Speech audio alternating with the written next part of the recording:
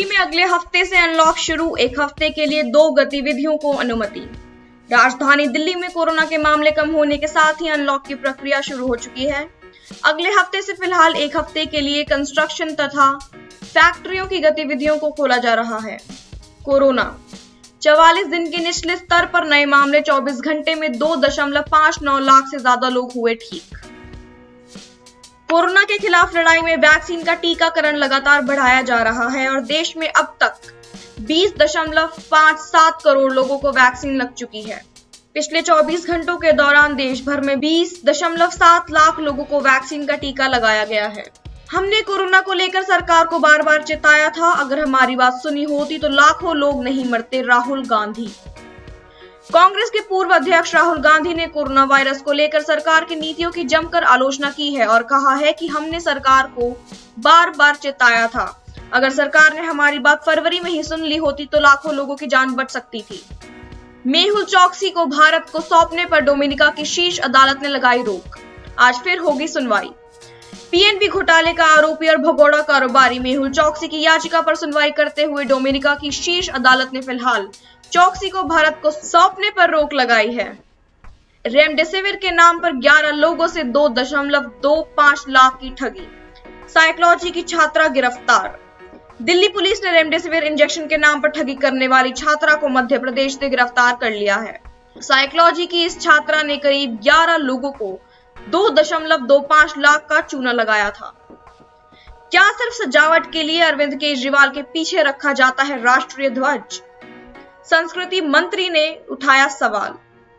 प्रहलाद सिंह पटेल ने अरविंद केजरीवाल को लिखे अपने पत्र में कहा है कि नियमों के तहत राष्ट्रीय ध्वज का इस्तेमाल वक्ता के मंच को सजाने के लिए नहीं किया जा सकता तथा ध्वज की स्थिति सम्मानपूर्ण तथा विशिष्ट भी होनी चाहिए। जीएसटी परिषद की बैठक आज। कोविड से जुड़े सामान की कर दरों, राज्यों को क्षतिपूर्ति पर होगी चर्चा। वर्तमान में टीके की घरेलू आपूर्ति और वाणिज्यिक तौर पर आयात पर 5% की दर से जीएसटी लगता है, जबकि कोविड दवाओं और ऑक्सीजन कंसंट्रेटर पर 12% की दर से जीएसटी लागू है। उत्तर प्रदेश में कोरोना मुक्त हुए कुछ जिले, 24 घंटों में सिर्फ 2402 केस। उत्तर प्रदेश में अब तक कोरोना वायरस के एक्टिव मामले घटकर सिर्फ 52,224 रह गए हैं और लगातार टेस्टिंग की जा रही है। पिछले 24 घंटों के दौरान उत्तर प्रदेश में 3.58 लाख कोरोना टेस्ट हुए हैं और इनमें 1.48 लाख आरटीपीसीआर टेस्ट हैं। एक साल में 2000 का एक नोट भी नहीं छपा। 2.25 करोड़ के नकली नोट पकड़ में आए। वित्त वर्ष 2020-21 के लिए रिजर्व बैंक ऑफ इंडिया की रिपोर्ट में यह जानकारी दी गई है। अब शराब की तस्करी के आरोप में पकड़ा गया दिल्ली का पहलवान। दिल्ली पुलिस ने जूनियर लेवल के राष्ट्रीय स्तर के पहलवान को डकैती और अवैध शराब की तस्करी के आरोप में गिरफ्तार किया है। आरोपी पहलवान का नाम मनजीत सिंह है, जो कि कौशल गैंग का सदस्य है। आईसीसी ने किया ऐलान, अगर ड्रॉ हुआ भारत न्यूजीलैंड का मुकाबला तो ऐसे होगा फैसला। आईसीसी ने बताया कि इस मुकाबले के लिए रिजर्व डे रखा गया है। साथ ही अगर मैच टाई रहता है तो दोनों टीमों को ट्रॉफी साझा करनी होगी। ब्रोकन बट ब्यूटीफुल 3 कल रिलीज होगी सिद्धार्थ शुक्ला की वेब सीरीज। एकता कपूर की इस वेब सीरीज में सिद्धार्थ शुक्ला और सोनिया राठी अहम भूमिका निभा रहे हैं। फैंस बेसब्री से इस शो की रिलीज का इंतजार कर रहे थे। वसीम जाफर को ट्विटर पर ब्लॉक करना चाहते हैं माइकल वॉन। दोनों दिग्गजों के बीच हुई तीखी तकरार। वॉन के इस बयान के बाद जाफर ने अपनी ट्विटर पर भारतीय टीम के साथ एक तस्वीर शेयर की। जाफर ने इस तस्वीर के साथ लिखा कि मैं और मेरे दोस्त ये जानने के बाद कि माइकल वॉन मुझे ब्लॉक करना चाहते हैं। पीसीबी ने लिया U turn. Bio bubble protocol से समझौता करते हुए इस खिलाड़ी को दी पीसीएल खेलने की इजाजत। पाकिस्तान क्रिकेट बोर्ड ने कोविड-19 के अपने प्रोटोकॉल से समझौता करते हुए तेज गेंदबाज नसीम शाह को पाकिस्तान सुपर लीग में खेलने से पहले जैव सुरक्षित माहौल यानी कि बायो बबल में फिर से प्रवेश करने की अनुमति दे दी है। Sushant Singh Rajput drug case.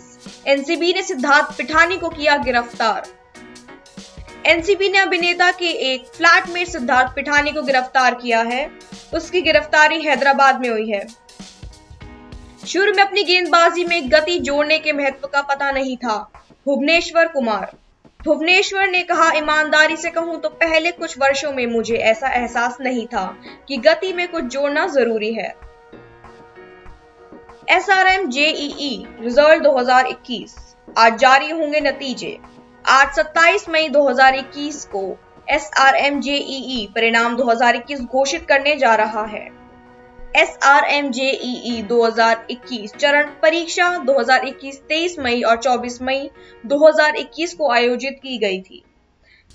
दिल्ली में 80% व्यापारी 1 जून से लॉकडाउन खोलने के पक्ष में हैं। कड़ी शर्तों के साथ खुले बाजार और फैक्ट्रियां। दिल्ली सरकार ने कोरोना के कारण भयावह होती स्थिति को देख 31 मई तक के लॉकडाउन की घोषणा की थी, जो कि अगले सोमवार सुबह तक लागू रहेगा। यास का असर। पूर्वी उत्तर प्रदेश के 25 जिलों में भारी बारिश की संभावना।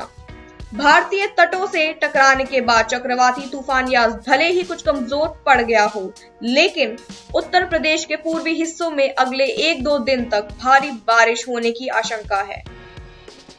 केंद्र सरकार ने ट्विटर के बयान की निंदा की। कहा, अपनी शर्तें थोपने की कोशिश कर रही है कंपनी। सरकार ने गुरुवार को ट्विटर के पुलिस के जरिए डराने धमकाने की चाल संबंधी आरोप की निंदा की और इसे पूरी तरह आधारहीन तथा गलत बताया है।